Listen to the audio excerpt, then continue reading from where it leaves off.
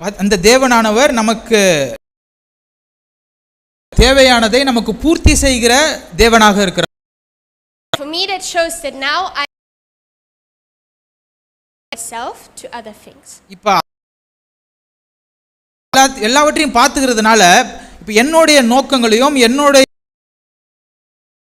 எனக்குள்ள நான் ஃபோக்கஸ் பண்ண அவசியம் இல்லை, நான் மற்ற And I'd like to talk a little in that sense. அது மட்டும் இல்லாம இதை நம்ம யோசிக்கும் பொழுது தேவனே நமக்கு கொடுத்திருக்கிறாரோ நம்ம ourselves anymore. காரணம் என்னன்னா இன்னமே நம்ம be able to look at others now.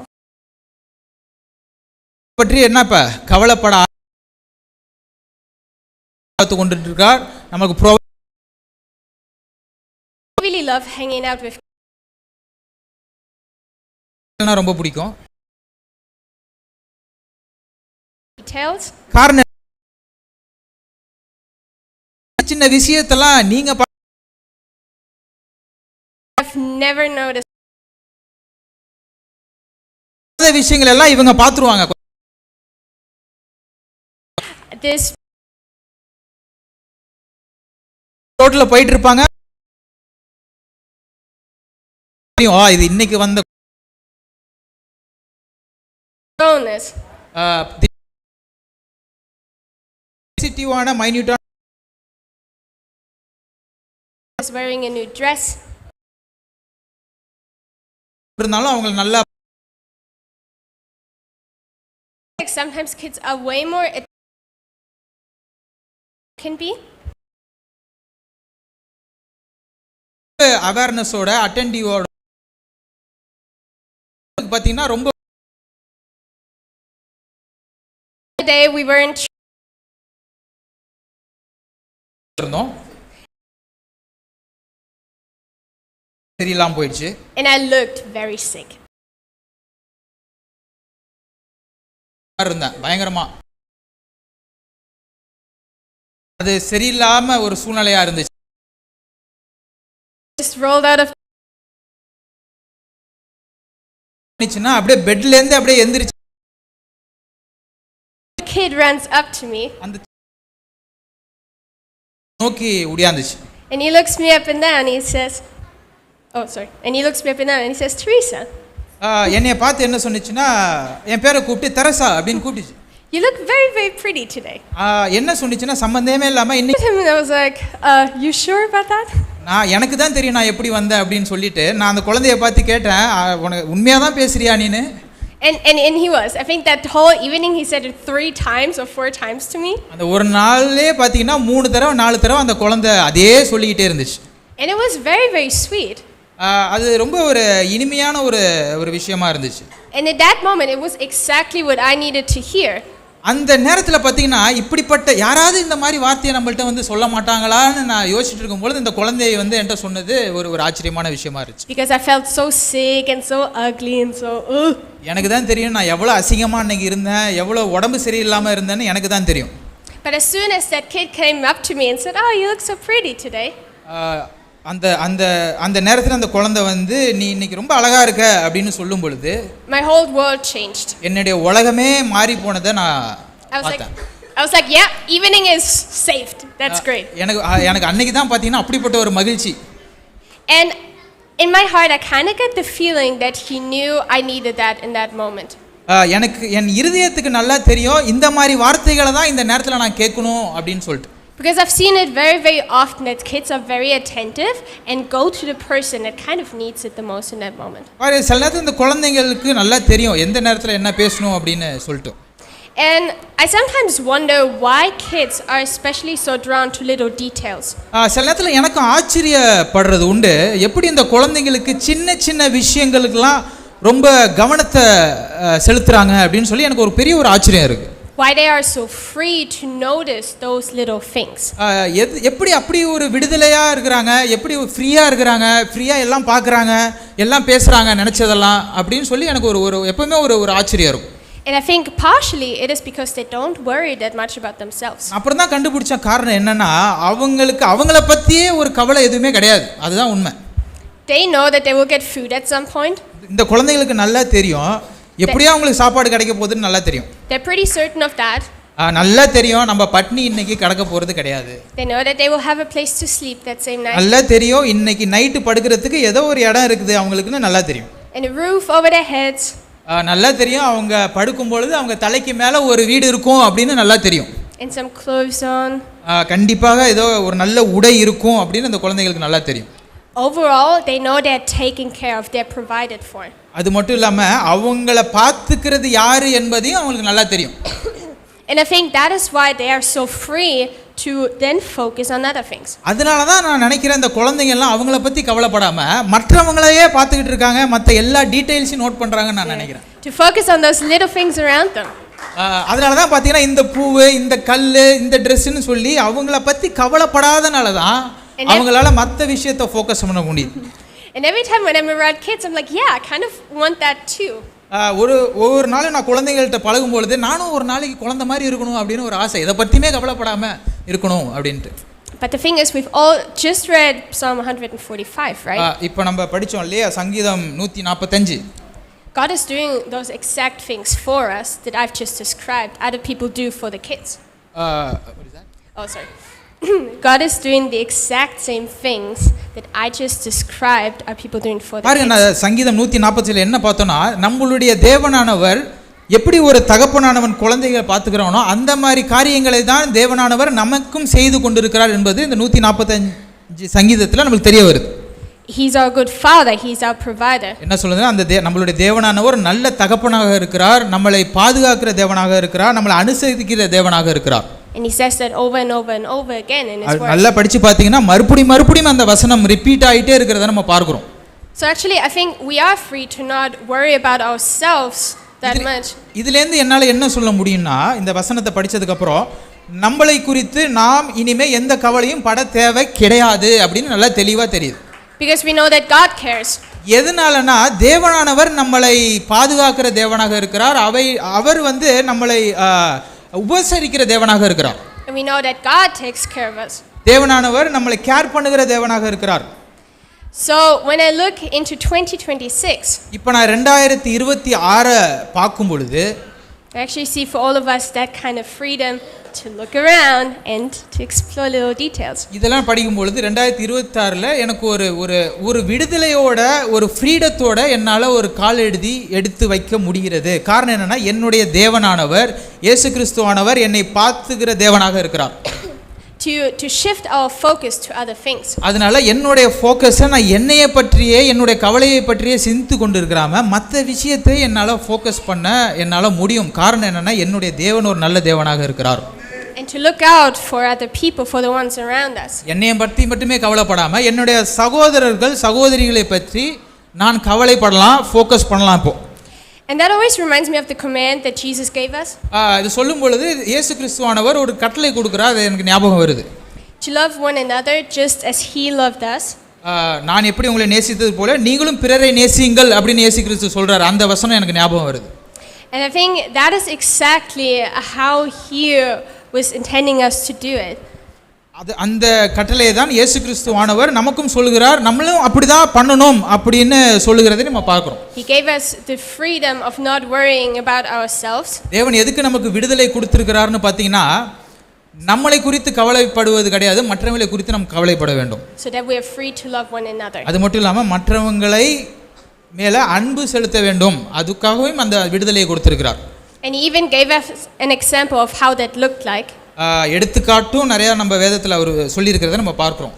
Like John was saying in 1 John chapter 3 verse 16. 1 யோவான் 3வது அதிகாரம். This is how we know. Oh sorry, I'm so sorry. I'm very fast. 1 யோவான் 3வது அதிகாரம் 1 John 3:16. 16வது வசனம்.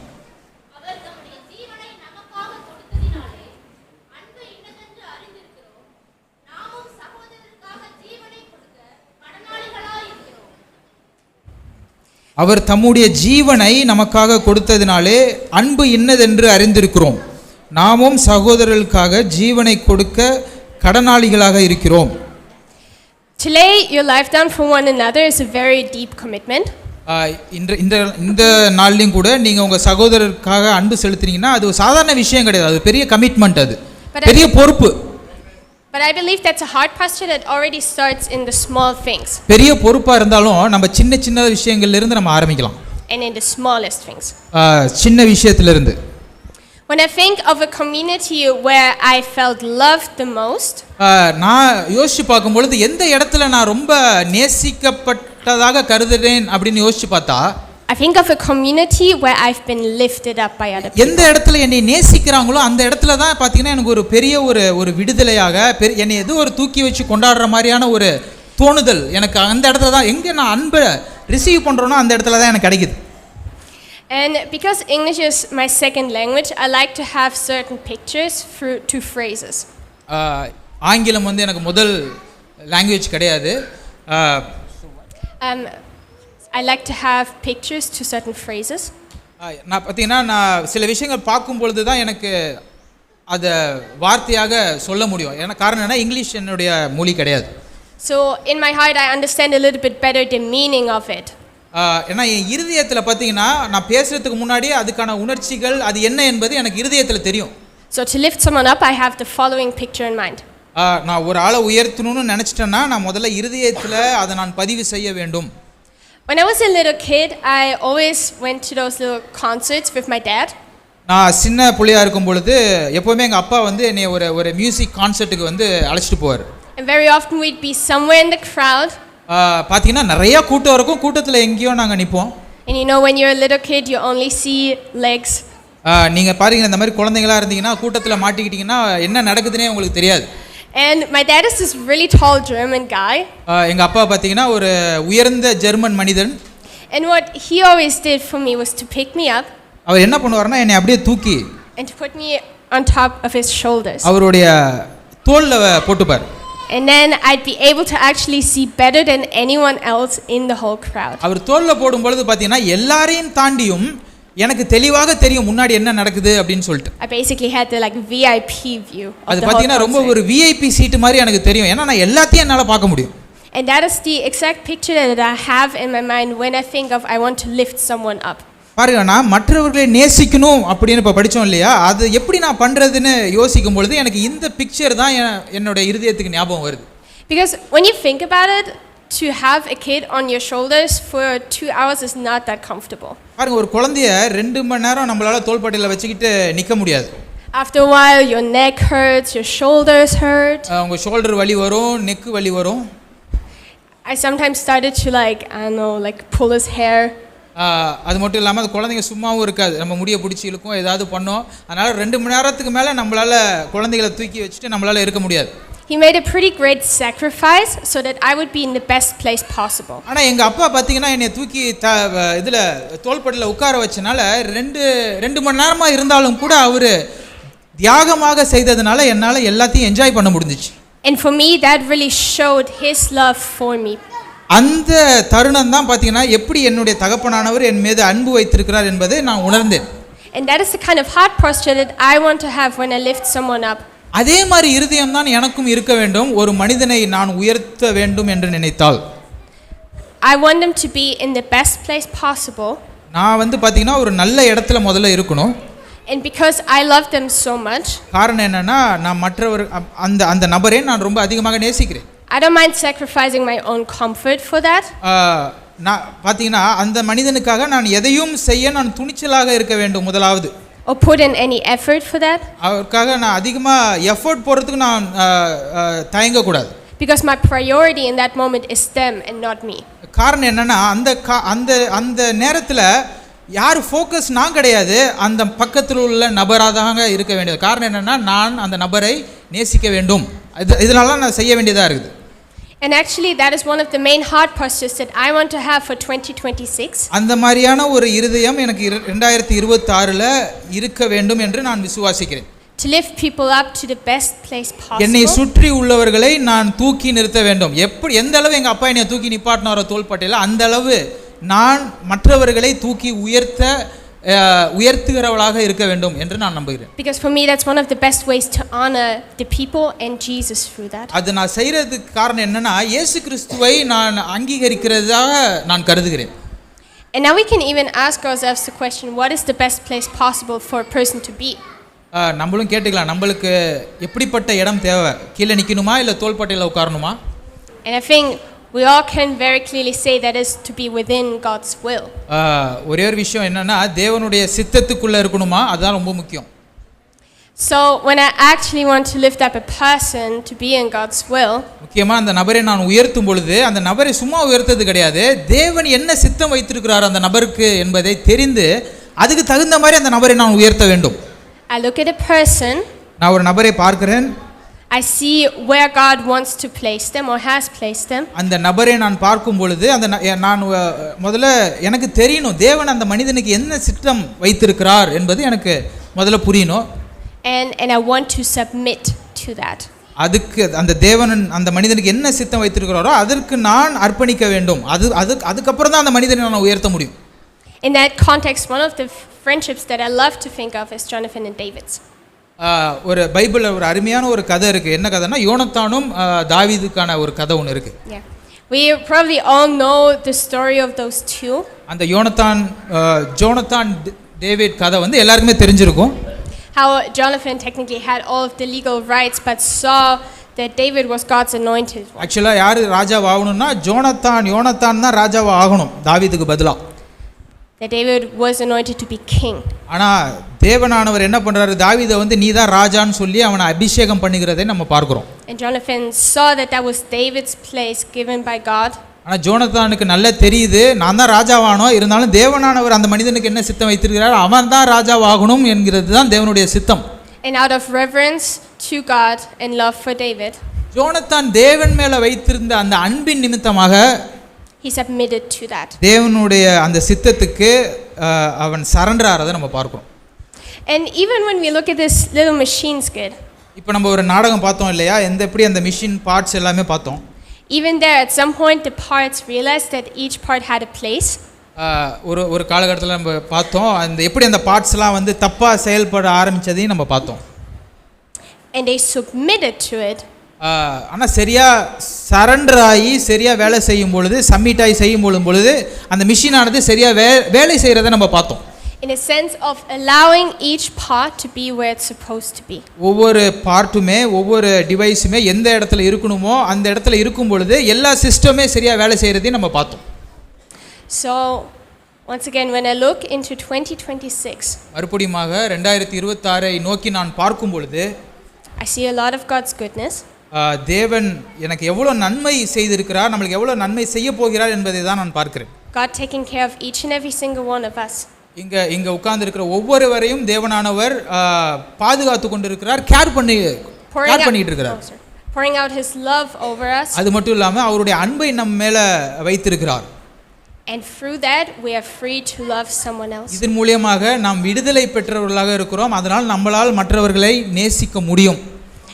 My prayer for all of the churches, for all of the Christian communities, இந்த சபைக்கு என்னுடைய ஜெபம், முக்கியமான ஜெபம் என்னன்னு கேட்டிங்கன்னா, is for all of them to love one another just as Jesus loved. எப்படி இயேசு கிறிஸ்துவானவர் பிறரை நேசிங்கள்னு சொன்னாரோ அதே அன்பை கொண்ட இருதயங்களாக நாம் இருக்க வேண்டும் என்பதுதான் என்னுடைய ஜெபமாக இருக்கிறது. That there would be communities that lift each other up.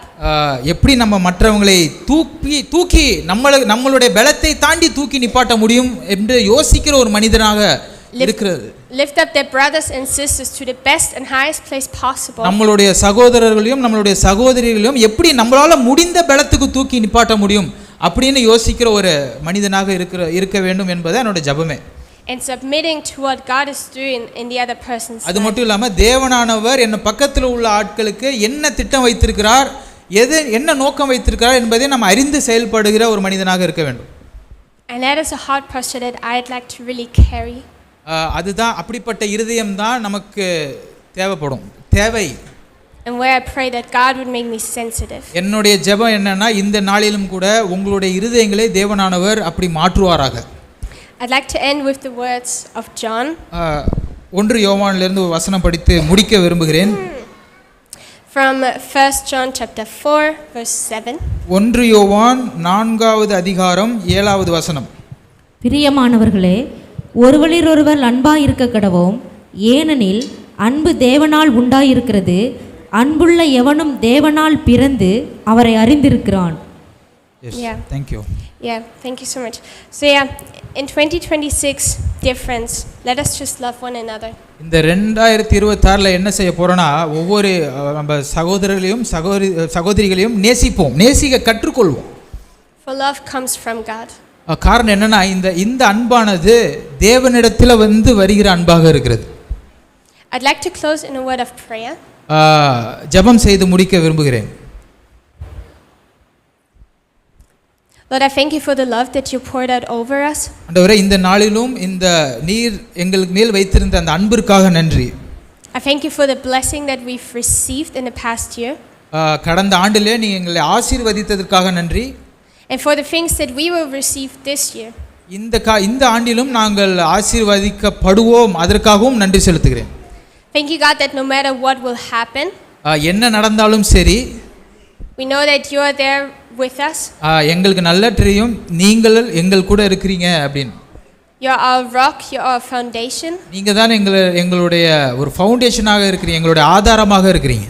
And you are for us, God. நீங்க எங்களுக்காக இருக்கிறீங்க. I thank you that you pour out your love over us each and every day. இந்த வேளையிலும் கூட எங்க இருதயத்தில் உம்முடைய அன்பை ஊற்றும்படியாக நாங்கள் ஜெபிக்கிறோம். And as we're walking into this new year, Lord, இந்த வருஷத்துக்குள்ள நான் கால் எடுத்து வைக்கும் பொழுது fill our hearts with a certainty. உங்களுடைய அன்பினாலும் உங்களுடைய மகத்துவத்தினாலும் எங்களுடைய இருதயத்தை நிரப்புங்க.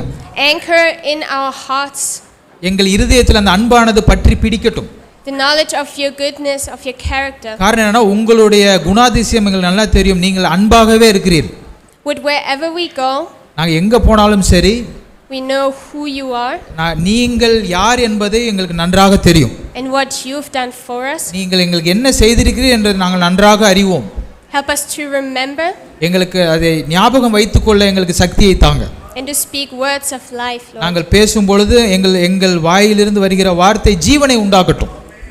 And Father, I pray, would you fill our hearts with love for one another? இந்த வேளையிலும் கூட எங்கள் சகோதரருக்காக சகோதரிகளுக்கான ஒரு அன்பை எங்கள் இருதயத்தில் நீங்க வைத்தருளும்.